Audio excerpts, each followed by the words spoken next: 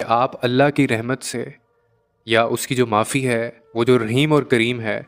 आप उसके इस जो उसकी ये वाली सिफ़त है, उसका ये वाला जो ट्रेट है ना, आप उससे मायूस हो जाएँ। इससे बड़ा कहा कि ज़ुल्म कोई इंसान अपने ऊपर नहीं कर सकता। लेकिन हम में से कितने ऐसे लोग हैं जो इस चीज़ पे यकीन रखते हैं और हम में से कितने ऐसे लोग हैं जो इस बात को याद रखते हैं।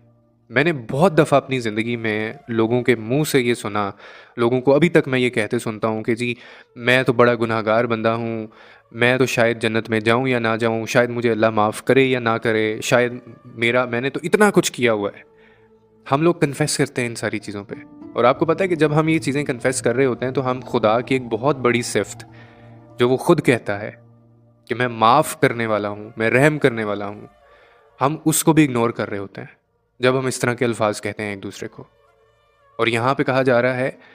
कि समुंदर की झाग जितने भी अगर तुमने गुनाह किए हुए हैं, तो अल्लाह ताला वो